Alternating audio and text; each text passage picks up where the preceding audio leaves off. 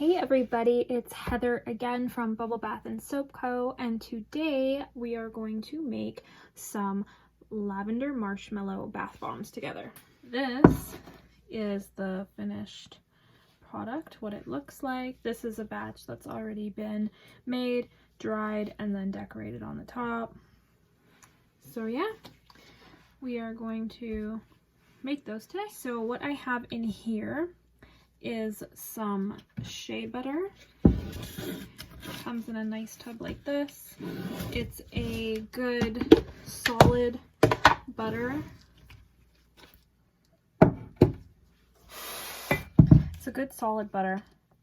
Really moisturizing, really good for your skin. So we have some of that, and then we have some safflower oil, which is really like a fast absorbing oil, doesn't make you feel too greasy, so it's really nice in bath bombs. I switch it up. I don't use the same oils every time just because I like the variety. So the shea butter is melted down slowly, low and slow, as to not I wouldn't call it burn it, but with shea butter, if you heat it too quickly, you can kind of crystallize the shea butter. So it's best to do it low. So I put it in the microwave, but I set my power on my microwave to maybe like 5 instead of 10. And yeah, melt it slow. And then add the safflower oil. And so I have it on a scale right now because I'm weighing everything off to the side that you can't see over here. So next I'm going to add some polysorbate 80. This is a liquid. If you remember from my colorants video, polysorbate 80 will help to make it so that any colorants you use won't stain your tub or stain people. The other use that it has is that it helps bind oil to water so that you don't get pools of water or of oils floating in your bathtub, so that it doesn't cling to the edge or make a ring around your tub, etc., etc. It's just a really good additive in any bath product, really, I find. So I'm just going to add some of that.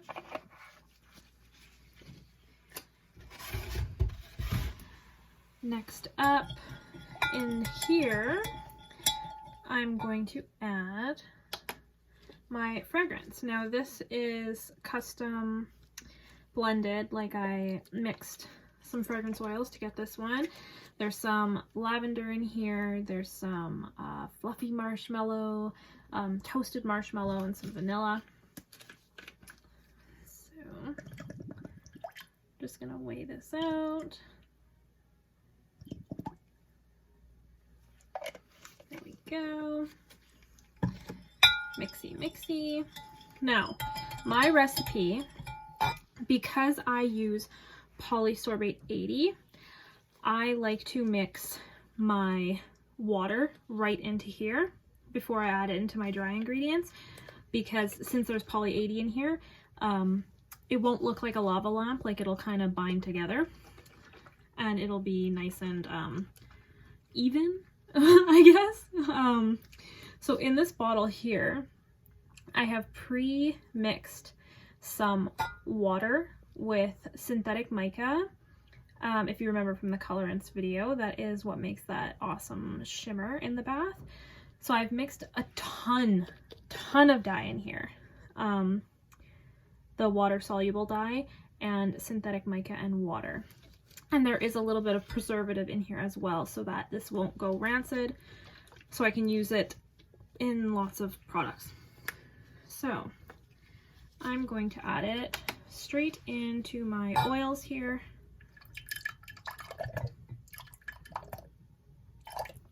I added maybe 12 grams. I may or may not add more. It will depend on how wet my mix feels. But the balm itself is kind of a lighter purple, so I'm not too concerned. If it was a darker balm, I would add maybe more dye in a cup of water off to the side and then add it, but since this is kind of like a lighter shade, I just did my premix. So To this, I'm gonna add even more shimmer because I want it to be super sparkly. This is more of a fine shimmer, and in here I'm gonna add like a thicker cut of the shimmer.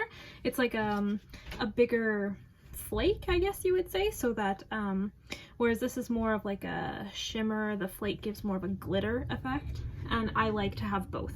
So the one that I use, it's called Silver Sparkle, and it's from Serafina's Coastal Colors. So I'm gonna add that in here.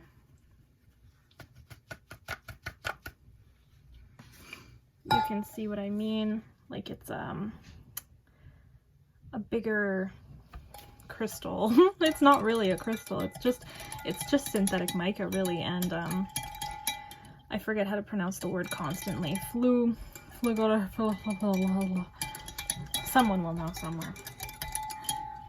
But oh, it just looks like stunning already.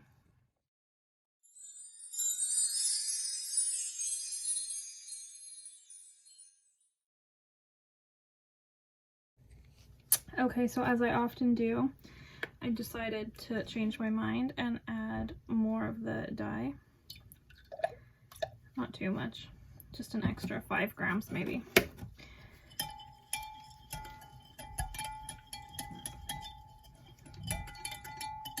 And there we go. So I'm going to take this mix and I'm going to add it into my KitchenAid bowl full of dry ingredients. Now, this is my KitchenAid bowl, and I have filled it with my baking soda, my cream of tartar. Cream of tartar is the hardener that I choose to use in my bath bombs. You can use kaolin clay, bentonite clay, like any clay, really. Yeah, and then my SLSA, which is my foaming ingredient. Some people use milk powders, coconut milk powder, buttermilk powder, goat's milk, skim milk powder. Some people choose not to use any powdered foaming ingredient, and they use cocamidopropyl betaine instead. Yeah, those are all just foaming agents. They are what give you the poof and like the foam rather than just a fizzle of your bath bomb. So yes, so in here, again, I have baking soda, cream of tartar, and SLSA. Off to the side in another bowl, I have my citric acid. I don't add my citric acid until I have thoroughly mixed together my liquids and my powders. So I'm gonna put this on my KitchenAid stand, and I'm going to add this mix here. And we are going to use the whippy attachment, and we're going to whip it up for like 5 minutes until it's really nicely thoroughly combined. All right, so this here is my KitchenAid attachment that I use. It's the Whiskey Boy. This is all my powders. My batch size is basically as much as can fit in this bowl.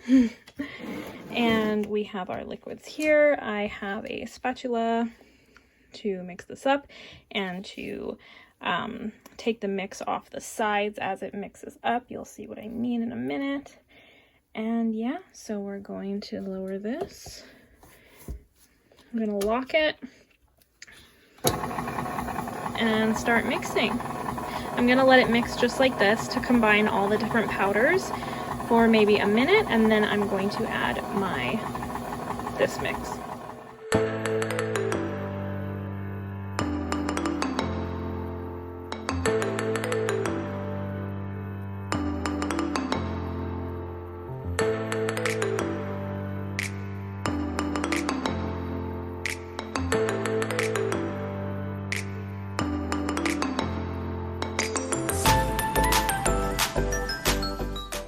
So this has been mixing for maybe 4 minutes, and at this point I'll usually take my spatula, I'll go in and I'll try and get all the way to the bottom and kind of bring it up to the top, because you can still see there's some spots that haven't been thoroughly mixed. So I'll do that off camera because I only have 2 hands.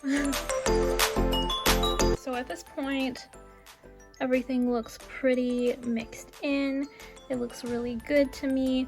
So at this point, I put it into my big, giant, humongous bowl.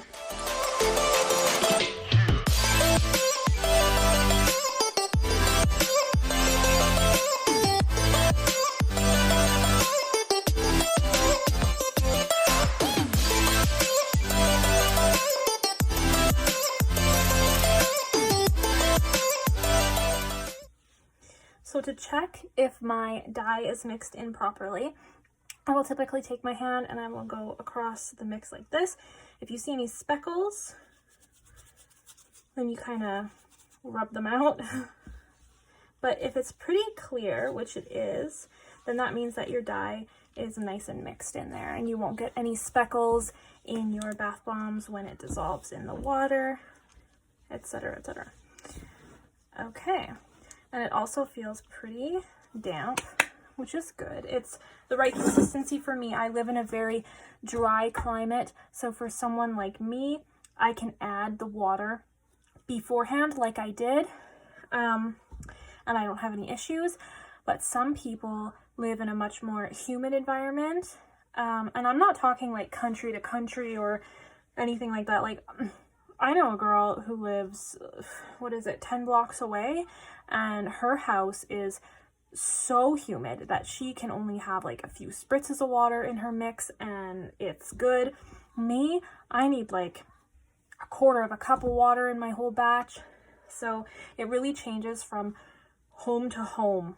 So water is typically used at the end, but since I'm used to it and I kind of know I've been doing this for a while, I know my mix, I know my house, and I know that I can add my water before. So yeah, I want this to be just a little bit darker and more vibrant. And if you remember from my colorants video, what I was saying about water-soluble dyes, if you don't bloom them ahead of time, the mix itself isn't as vibrant. So I'm going to add a lake to this to make the mix itself a little more vibrant. Now I have polysorbate 80 in my recipe to prevent any staining in the tub or staining on the skin, etc., etc. So this is the lake here. This is Perfect Purple from Serafina's Coastal Colors. I just eyeball it really. So I'm going to, we'll do maybe this much. And to mix it all up, I'm just going to take the back of my spatula and break it into long.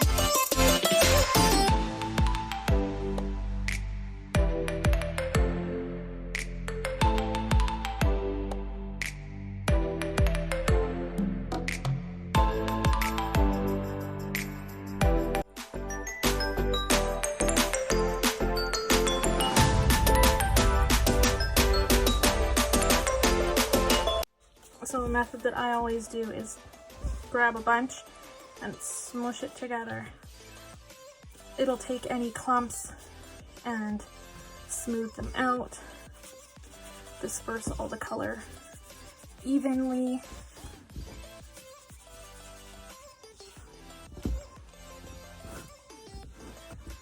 You'll notice now I have kind of a deeper lavender purple, which is what I'm going for because it is a lavender marshmallow bath bomb. Okay, so like I said, to check if it's all mixed in, take your glove, smooth it out. I don't see any speckles, so if I don't see any speckles, then it is mixed in. And then we can add our citric acid.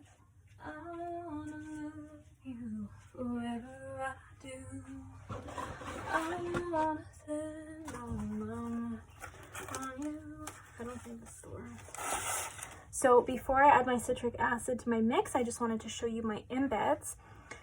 I have a purpley pinky color over here, and then a darker purple here, and then over here is kind of like a true pink. So yeah, each bomb gets a bunch of each of these, whatever fills up the mold. I have my mold here, which is, I don't even know what this is. I just found it at the dollar store and I went, this would make a nice little mold. So the reason it looks a little dusty is what I do is I have a little bowl of baking soda and I like to dust my molds, kind of like you would a cake pan, so that the bomb mix will come just right out really easy. So, and now we can add our citric acid and get this party started.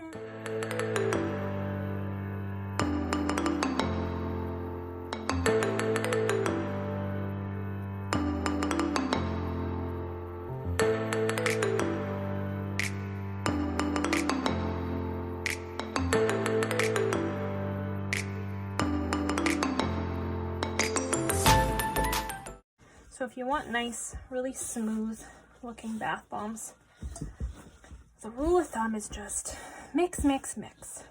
And then when you think that you've mixed it enough, mix it more.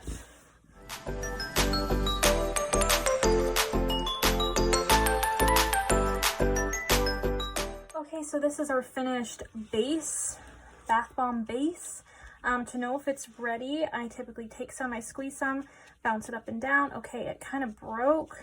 So to me, this says it's a little bit too dry still. So I'm going to add some more of our super metallic wonderfulness. This is the water with shimmer and dye.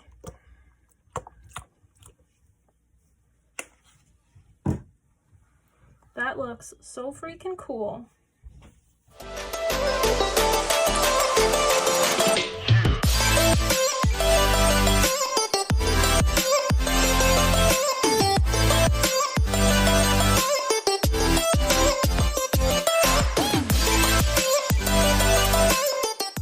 So I have my mold right here.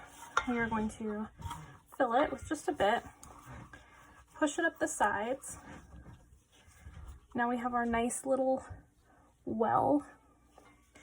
We're going to take embeds and we're going to place the embeds inside. So typically I'll interchange them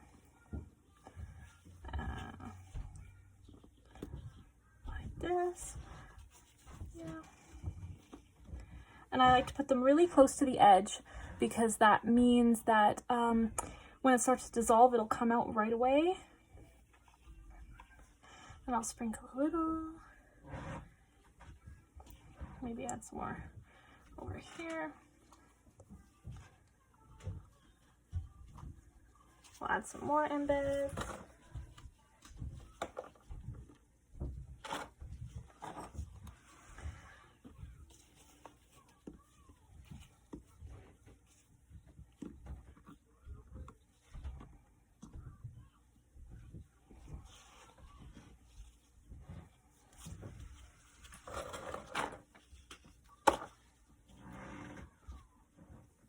So when you're putting in your embeds and you get to the top, you just want to make sure that if you go like this, you don't feel any, you know, come over the line. Otherwise, then your bath bomb won't be flat on the bottom and it'll crack. Most people ask, you know, I see on the groups, they say, why are my bombs cracking? And most of the time it's because your bottom is not flat. So you want to make sure your bottom is flat. So I've piled on the mix. I'm going to press, pile it on some more. Just bury the crap out of it. Now I'm going to take my thumb. I'm going to go all around the edges to make sure I have a good seal. Some of it will come off. I give it a good rub. And then you need to flatten out the bottom. Once the bottom is flat, you can take it and you smack it out. Now, I will just show you once because I need to do it. So I like to call it pack it and smack it. Pack your mold. It's packed. Now we're going to take it, smack it. I'm going to squeeze the sides, lift up. There we go. we have our bath bomb. Okay, so now we just do this a bajillion more times and then we'll have all our bath bombs.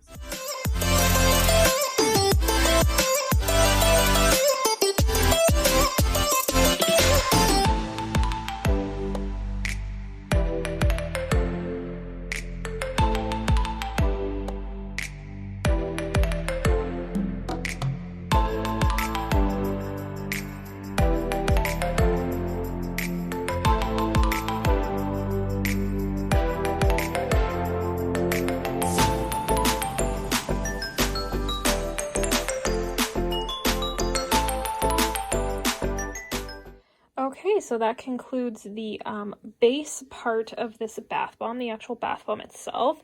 This made 25 bombs, so I'll probably make one more batch tomorrow. And then we need to wait overnight.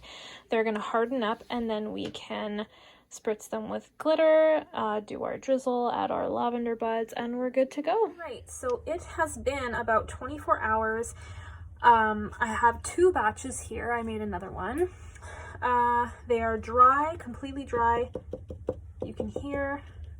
So we're going to spritz the tops of them with glitter. This is the Silver Sparkle, the synthetic, it's eco-friendly, biodegradable. This is the heavier crystal, like the thicker cut, so it'll show up more glittery. So I have it in this little mica sprayer. This one specifically is from Windy Point Soap Supplies, but I'm sure you can find it at any soap or bath bomb supplier. So I'm just gonna generously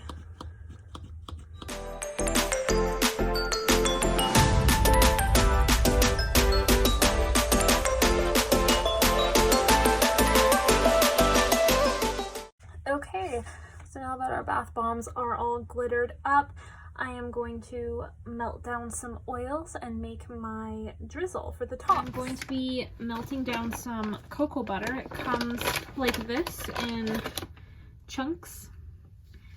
This is refined and deodorized cocoa butter. So what that means is that it doesn't smell like chocolate, because cocoa butter naturally smells like chocolate. So this one doesn't. It doesn't smell like anything really. So I'm just gonna break it up and put it into my pot. I just eyeball it. And then we're going to take a little bit, I'm going to say 1/10 of the amount of shea butter, and add it in. I have a tiny little spatula. This is from Dollarama. And a spoon to dig out my shea butter. So I'm just going to add about this much shea butter to my cocoa butter mix. And we're going to take this over to the induction stove. Okay, so this is my induction stove top. It's Sultan brand, as you can see. This is a really good one. It heats up very quickly. So, I turn it on and I turn it down to 4 because, like I said, it heats up very quickly. It'll melt everything down super fast. You can see it's already starting to melt those oils.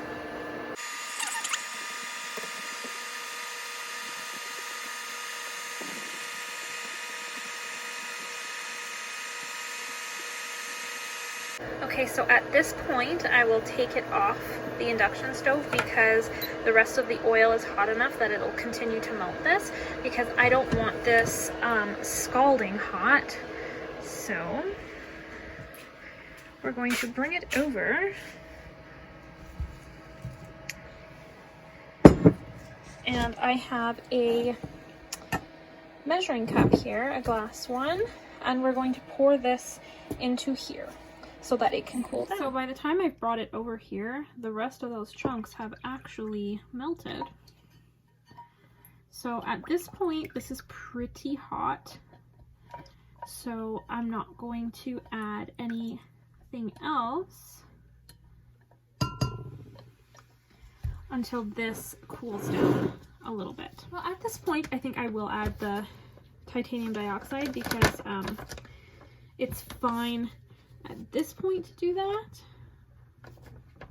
It's just that if it's really warm and you add your baking soda and your cream of tartar to your butters, they can scald and it crystallizes and it becomes a really super weird texture. It becomes super hard to drizzle and it's super annoying. So I'm going to add maybe this much titanium dioxide. And what this will do is it'll just make the drizzle appear super white rather than like a cloudy, opaque, yellowy type of white. So I'm just gonna take my little spatula and smush. It's not going to dissolve into this because it is not an oil soluble titanium dioxide, so it's going to appear grainy, but that's okay because once it mixes with the powders, it will kind of combine.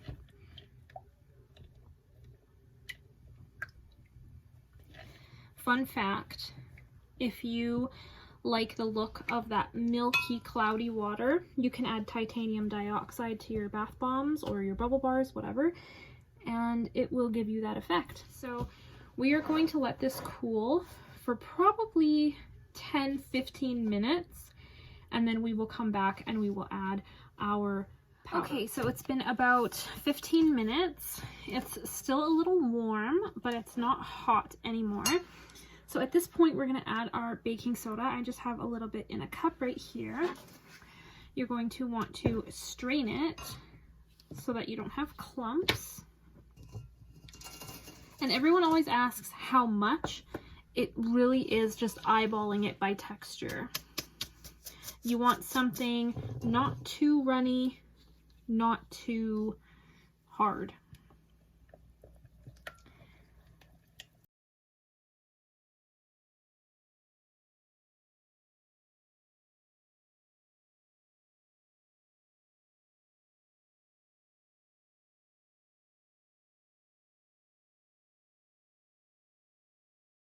So we'll probably stop here. So this would be probably almost half a cup of baking soda. So I guess if this was half a cup of oils, it would be almost equal parts.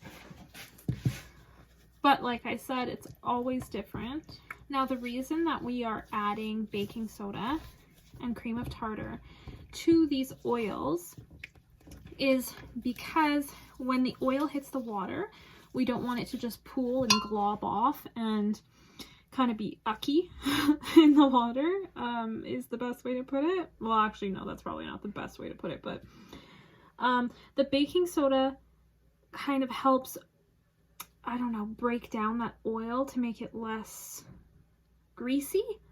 And the cream of tartar really adds like a softening component and a hardness to it so that when it's on your bath bomb, it's more hard and not like an oil on contact.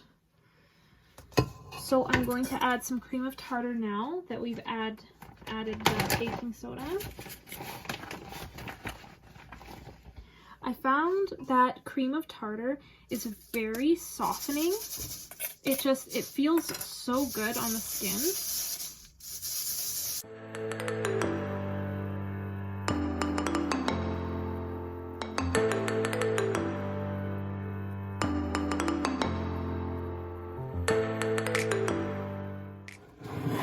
So you can see it kind of stays on the spatula, but yet it's runny enough that it'll give you a good drizzle. And then we have our lavender buds. These lavender buds were exchanged between myself and my friend who lives here locally, and she has a big beautiful garden, so she actually grew the lavender in her garden and dehydrated this for me. So that is super awesome, and it's like a little touch of, you know, someone that I know in my products. It's very cool, and they smell amazing. Okay, so we're gonna get to drizzling. I just do a quick little drizzle.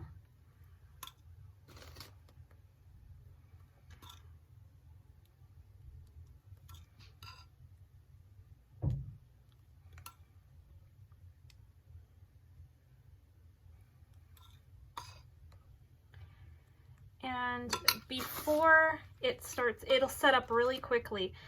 So I just do a few, and then I put on the lavender buds.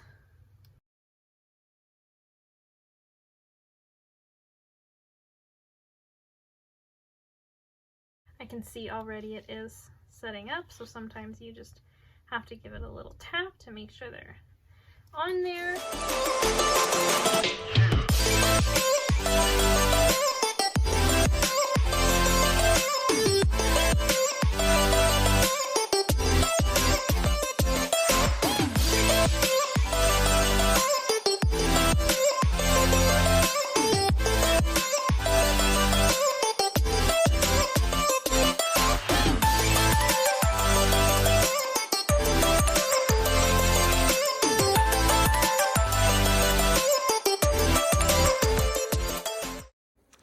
Okay, so that's all of our lavender marshmallow bath bombs.